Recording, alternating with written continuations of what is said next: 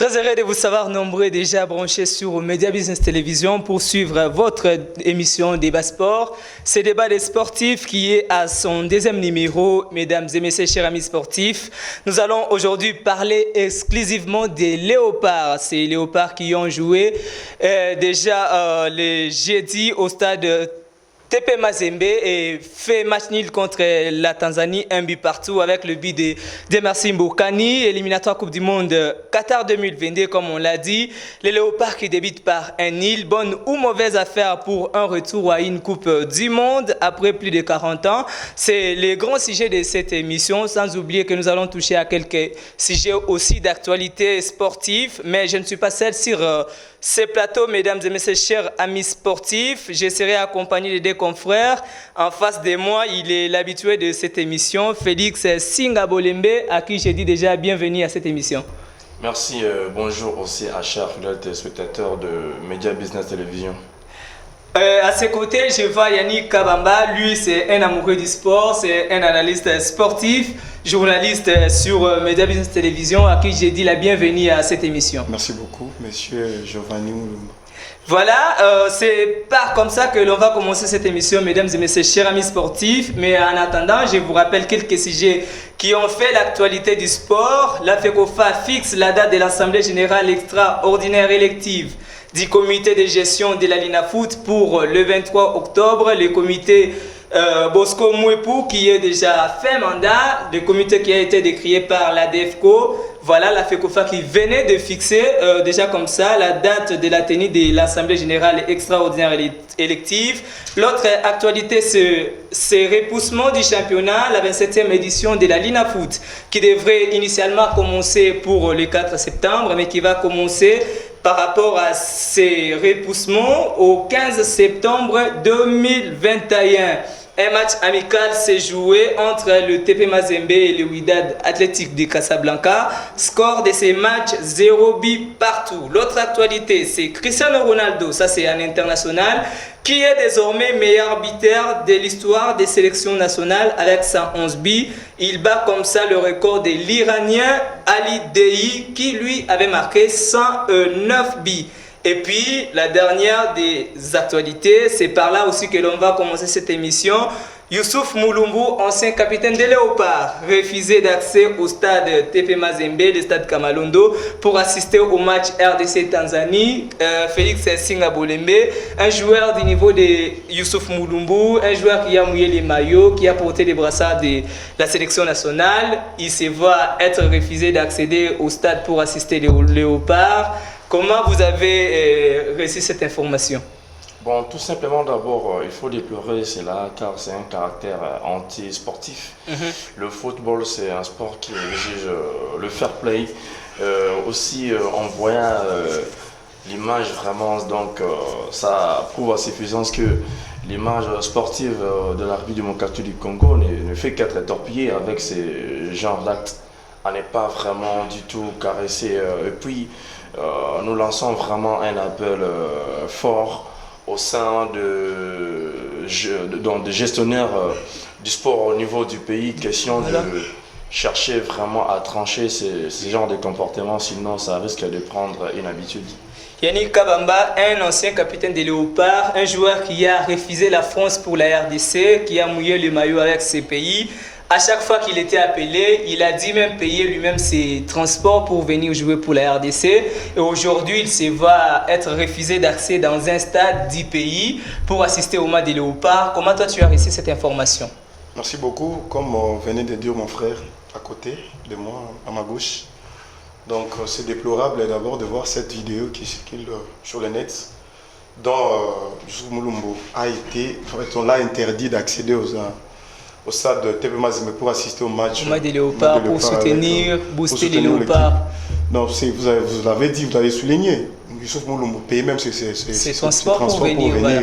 C'est un compatriote qui a mouillé les maillots, qui avait cette volonté, qui avait cette envie de jouer pour la Ligue. Souvenez-vous, il y avait un match contre le Congo-Brazzaville. Je ne me souviens plus. la CAN dont le Brazzaville nous menait par 2-0. Il s'est bâti, oui. il est même devenu entraîneur sur le Vous banc pour l'avez vu sur le booster banc. les léopards. Ils encourageaient les joueurs, ils motivaient les joueurs jusqu'à l'amener à renverser la tendance. Jusqu'on avait remporté ce match à 4-0. 4-2 plutôt. Voilà.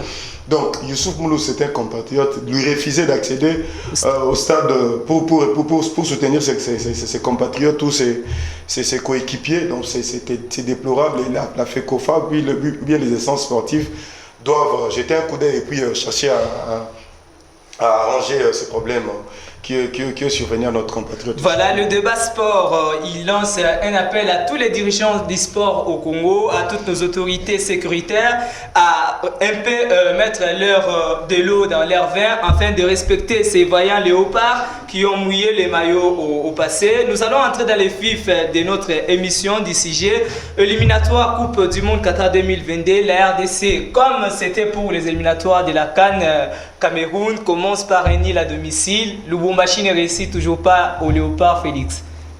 Bon, cela ne cause pas une raison de chercher à créer, je ne sais pas moi, des soubassements pour pouvoir justifier cela, mais sauf que d'abord, nous devons savoir qu'aujourd'hui, c'est le football moderne qui se joue un peu partout.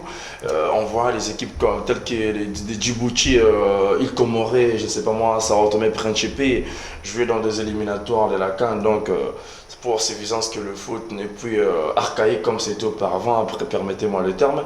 Mais sinon, face aux Taifa Stars de la Tanzanie, c'était vraiment un match à grande envergure, d'autant plus que le Tanzanie sont des joueurs tacticiens, techniciens. J'espère que vous l'avez vu au cours du match de la rencontre à laquelle la RDC a été malmenée presque dans tous les compartiments au sein de l'équipe. Les joueurs tanzaniens sont des techniciens qui jouent dans de petites passes, 2-3 petites passes, ils font des lancements, comme c'est joué un peu en Première Ligue en Angleterre. Donc, c'est-à-dire que non, la RDC devait aussi chercher à tirer des leçons colossales.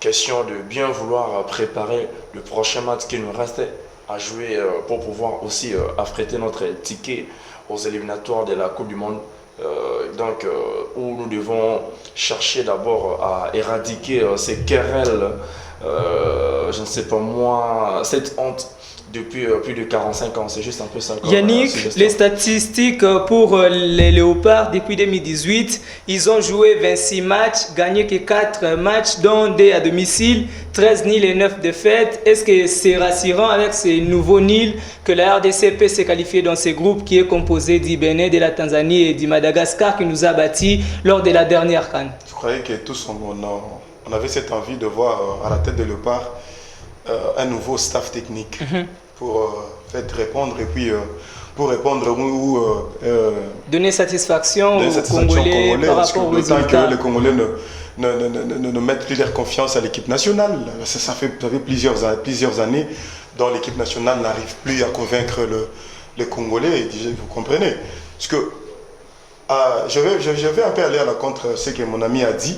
Si vous regardez le stature de Léopard et le stature de l'équipe tanzanienne, vous allez comprendre qu'il n'y a pas match. Il n'y a pas match. Pourquoi je le dis? Est-ce que nous avons des joueurs qui jouent dans des très grandes compétitions en Europe? Vous avez comme Dieu merci Mbokani, vous prenez des joueurs comme Chancel Mbemba qui a joué dernièrement la Ligue des Champions. Vous prenez un joueur comme celui-ci, Koualimbombe, Christian Luindama, et puis il y en a tant d'autres dans l'équipe nationale. Mais vous prenez seulement ceux qui sont dans cette équipe tanzanienne. Ce sont ceux qui jouent dans les deuxièmes divisions. La majorité, ce sont des joueurs du championnat local de la Tanzanie. Des joueurs locaux qui jouent en fait, à la Tanzanie. Mais si vous allez dire aujourd'hui que l'équipe tanzanienne joue à des passes tactiques et tout, relance, c'est là que je dis qu'on a échoué, on a fait une très mauvaise entrée. On devrait gagner ces matchs, on devrait les remporter parce qu'on avait une très belle équipe à gagner le match. L'entraîneur ne sait pas comment aligner les joueurs.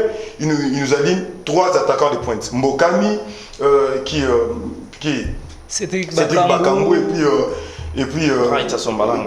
Sombalang. Une équipe qui manque de médiateur, qui manque des ailiers pour alimenter l'attaque. Vous croyez que cette équipe-là allait gagner la Félix, je crois jusqu'à présent que l'équipe a trébuché. Et puis l'entraîneur n'a pas fait, n'a pas joué son rôle. Il tâtonnait pendant tous ces matchs. Il tâtonnait. Il faisait monter, je ne sais pas, il choisissait des attaquants à la place des défenseurs et des médiateurs à la place des attaquants. C'était vraiment du désordre. Félix, est-ce que c'est au niveau de l'alignement des joueurs que Hector Cooper a échoué? Est-ce que c'est par rapport aux tactiques ou c'est la Tanzanie qui était plus forte par rapport à la RDC vu le résultat 1 but partout à Lubumbashi? Bon, pour ne pas contredire mon estimé confrère, j'espère que Hector Cooper, en voyant son profil, en voyant son curriculum vitae en tant qu'entraîneur professionnel, parfois j'ai un peu de larmes aux yeux, permettez-moi le terme mes chers confrères, puisque la RDC au niveau d'abord de l'Europe, il y a nos joueurs qui sont des joueurs cadres, aussi qui ont fait de très belles saisons dans leurs championnats respectifs là-bas au niveau européen qu'au niveau extérieur dans d'autres pays. Mais sinon, c'est un peu honteux de voir maintenant une équipe de joueurs presque à toute catégorie de potentialité au niveau de l'attaque, au niveau de la médaille, ainsi qu'au niveau de la charnière centrale. Une équipe de la RDC incapable de faire 3-4 passes. Question de donner un peu la saveur du jeu, contrairement au Taifa Stars de la Tanzanie où la majorité des joueurs évoluent au niveau national. Donc, commençons par... Est-ce que c'est cette cohésion-là qui a manqué peut-être? Parce que quand on regarde l'équipe de la Tanzanie, il y a la majorité des joueurs des Simba, des Young Africans, des Azam, les joueurs qui se connaissent peut-être mieux par rapport au championnat. Est-ce que ce n'est pas ce qu'on avait dit à notre émission précédente? Il y a manqué de joueurs locaux dans notre équipe nationale. La préparation a pris presque 2 jours. Est-ce que c'était suffisant pour que les Léopards affrontent une équipe qui se connaît mieux? Bon, j'espère qu'il manquait avoir des joueurs locaux dans son effectif où le collectif est déjà, je dirais, assez riche, commençant par le 11 de départ ainsi que ceux qui sont dans la bande de touche. J'espère que l'entraîneur doit lui-même se donner des leçons tactiques ainsi que des leçons techniques. Vu d'abord qu'il y avait aussi un manque de sérénité au sein de la charnière centrale. Vous voyez le but que la Tanzanie a marqué, les pressings étaient presque vides. Alors le joueur tanzanien n'a fait que profiter de ces couloirs lointains. Et puis au niveau de l'entraîneur, j'espère qu'il a aussi pêché par rapport au 11 de départ, puisque vous faites jouer vos risques. Oui, c'est un match colossal à chercher à prendre 3 précieux points d'abord, car c'est la première journée qui est la plus importante d'abord avant tout. Mais sinon, l'entraîneur a essayé un peu de se tromper, je ne sais pas, de se compliquer la tâche alors qu'il y avait Mokan qui devait rester à la pointe. Aussi, si moi j'étais l'entraîneur Hector Cooper, j'aurais aussi sélectionné le joueur Glody Lepo Maccabi de la SV Club qui vient de passer une très belle saison. Au niveau de Zell, question de causer du fil à retordre aux joueurs de la Tanzanie. Mais sinon, ça n'a pas été le cas et le vin est déjà tiré. Qui tenait maintenant de rester concentré pour le prochain match qui nous sont encore. Parce que vous avez évoqué Glody Lilepo, Yannick, est-ce qu'il a manqué des ailiers capables d'apporter du tonus dans cette équipe? Exact. Vu l'absence de Mécha qu'il y a déjà, est-ce qu'il fallait Glody Lilepo par exemple avoir la prestation de Yannick Boulazier et avoir aussi la prestation de Shadrack Kakolo? Est-ce que Glody Lilepo, meilleur joueur de l'Arena Foot, devrait avoir sa place dans cette sélection à la place de Mécha Kelia que tout le monde décrit l'absence? Exactement, il manquait de ailiers. Parce que si vous regardez notre attaque, on avait Mokani, on avait Bakambu, on avait Assombala. Mais il y a un Yannick Bolasie qui a débuté le match, qui est l'un des meilleurs ailiers de la RDC. Yannick Bolasie n'a plus ses jambes depuis sa blessure. Yannick Bolasie n'arrive plus. Regardez le match hier, vous allez comprendre que Yannick Bolasie n'a plus ses jambes. Peut-être depuis sa blessure, il n'arrive plus à jouer, il n'arrive pas à faire de petits crochets, à faire de cette vitesse que l'avait, on appelait TGV. Mais hier, Yannick Bolasie n'arrivait plus à faire tout ce qu'on croyait de Yannick Bolasie. Mais on devrait alors chercher d'autres ailiers. On avait un Glody Lilepo qui devrait être sélectionné pour jouer ces matchs. En fait, à l'annonce du Mécha Kelia refusait de venir suite à certains contentieux entre lui et l'équipe son ancien club Mazembe. On devrait avoir des ailiers. Parce qu'on avait déjà un Mbokani. S'il y avait des ailiers capables à faire de centre, Mbokani allait marquer, Bakambo allait marquer, et puis qui a son balang. Il y a encore un autre. Un autre 9 quoi, on avait changé comment le Ben Malango qui est entré en cours des matchs. Malango est puissant, comprenez? Donc l'entraîneur a seulement péché du point de vue de la sélection et puis du point de vue de l'alignement des joueurs sur le terrain. De l'alignement des joueurs sur le terrain. Vous comprenez que c'est Chancel Mbemba, le duo que tous nous connaissons, c'est Chancel Mbemba et Marcel Tisserand dans la charnière centrale. Mais il nous aligne qui le joueur Christian Luindama et Marcel Tisserand. Cette mayonnaise n'arrive plus jusqu'à là à prendre. Et puis de l'autre côté, il aligne le qui Mukoko Amale. C'est lui-là, on dit, permettez-moi de dire ça, Lingala, Ebelebe la TSA la centre. Donc, dans mon coco, il lui manque une intelligence. Comprenez? Je n'incite pas, il manque l'intelligence que Ebelebe la TSA la centre.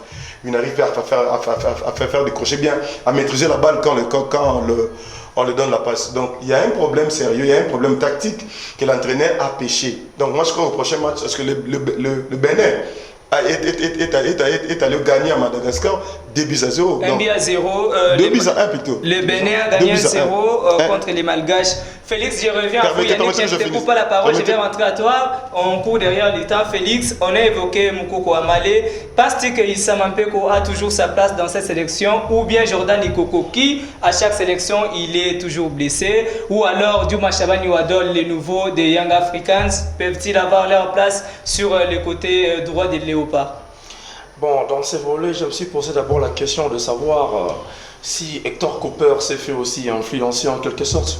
Puisqu'un joueur tel que Diouma Chabani, bien qu'il est parti embrasser le championnat tanzanien appelé Mapinduzi, qui signifie tout simplement la révolution, je ne pense pas que Diouma Chabani pouvait faire de bourdes, des erreurs telles que Mukoko Amale, puisqu'avec Mukoko Amale Dissoso et Belate, comme le disait mon estimé confrère, c'est un joueur d'abord qui manque de sérénité.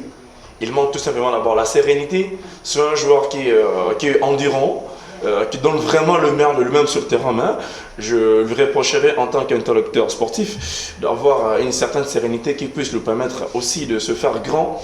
Peut-être qu'il a toujours voulu, peut-être qu'il a toujours convoité. Il est titulaire avec son club de Difa au Maroc. Ses prestations sont bien vues. Je n'ai pas dit que non. Ses prestations, c'est négatif pour autant, mais sinon, le football d'abord, c'est un travail aussi qui s'effectue au niveau mental. C'est-à-dire, si vous êtes serein, vous allez faire un très bon match. Peu importe ce qui peut vous arriver en pleine match, puisque chaque match a la forme de ses envergures. Mais sinon, s'il faut conseiller Mukoko Amale dit affectueusement Soso, je leur conseille tout simplement d'avoir la sérénité, aussi de savoir comment contrôler les ballons, regarder ses amis, ses interlocuteurs au niveau de la ligne d'attaque, pour pouvoir bien alimenter l'attaque, puisque le football moderne aujourd'hui, les latéraux deviennent en quelque sorte le numéro 3, devient un faux numéro 11, le numéro 2 devient un faux numéro 16. Pourquoi aussi chercher à faire de percussions en dribble, question de faire des petites passes croisées afin de pouvoir bien crucifier l'équipe adverse.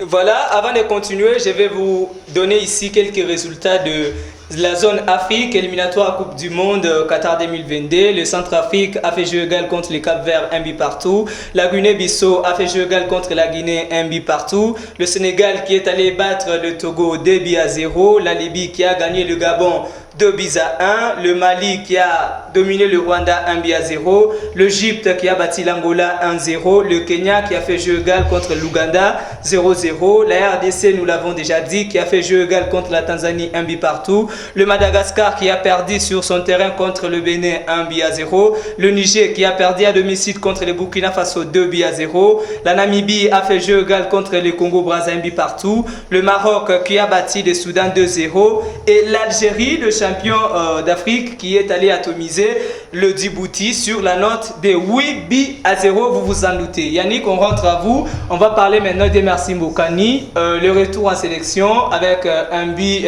au passage. Comment vous avez jugé le retour de cet avant-centre congolais?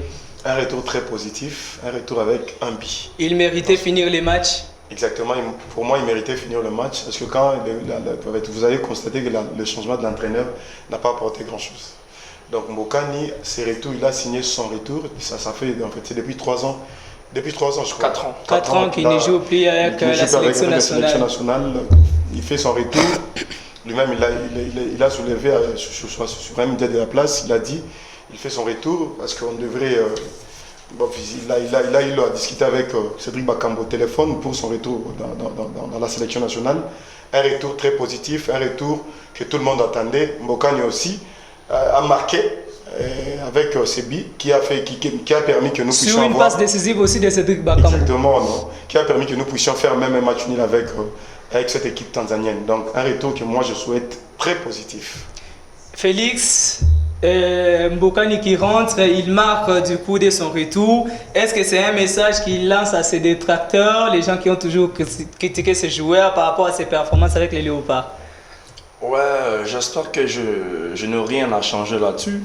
Sinon, le sénateur, Dieu merci Mbokani, nous a prouvé de quoi il est capable, sauf qu'il a manqué au niveau de la médiane, un numéro 10, type, je ne sais pas moi, un milieu relayeur, un milieu récupérateur qui puisse l'alimenter, mais sinon... On avait Moutoussami qui pouvait mieux jouer relayeur. Moutoussami qui a toujours été au four et au moulin.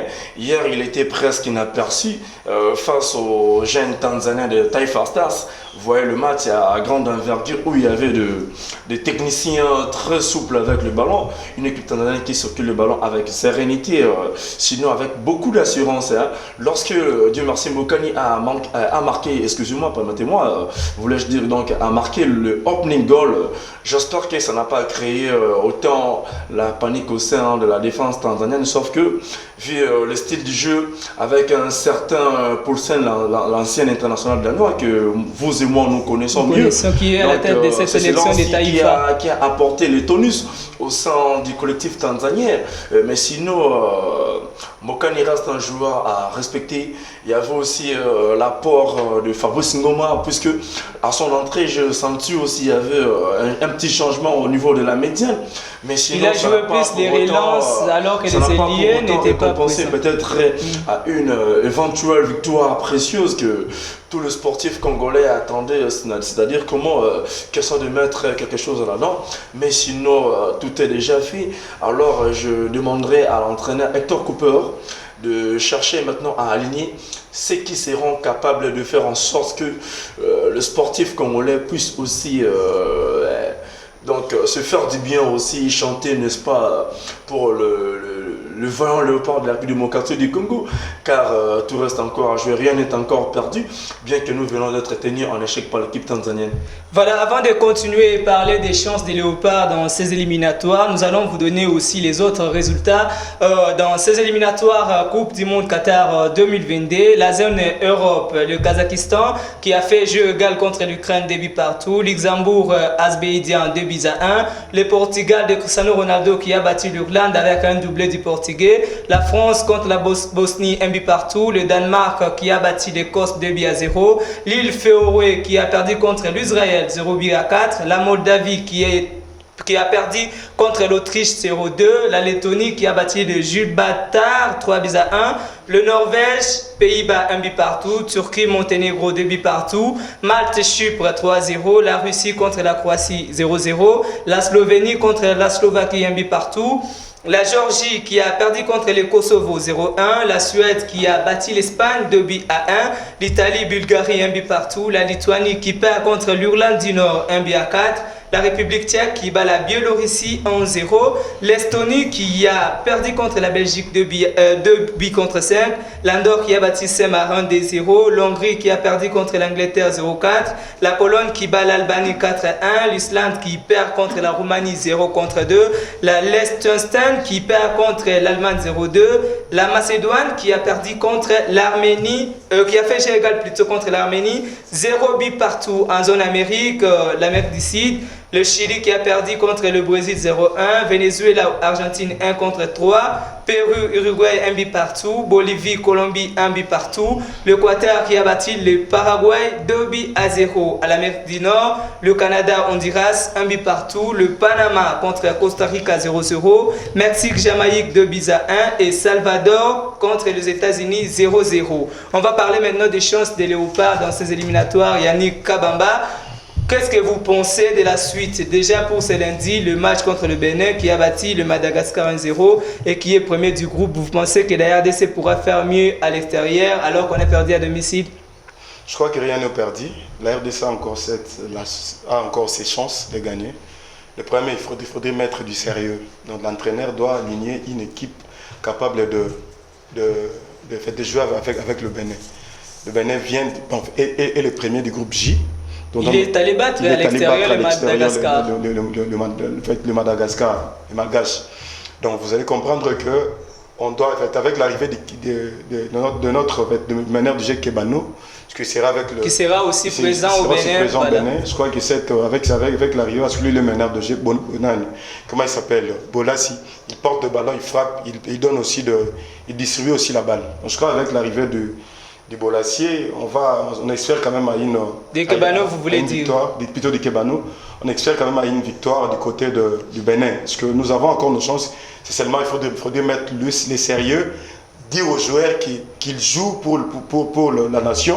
La nation est derrière l'équipe, donc ils doivent mouiller les maillots pour redonner le sourire aux Congolais, parce que c'est depuis longtemps que chaque fois nous plairons, l'équipe nationale n'arrive plus à battre d'autres équipes nationales. Donc c'est depuis longtemps, nous voulons une équipe qui doit aller battre le Bénin et puis tenter encore au match prochain à jouer contre le Madagascar et puis espérer à une qualification. Félix, pour je reviens à vous, RDC Bénin, le Bénin qui entre tout feu tout flamme après avoir battu le Madagascar à l'extérieur.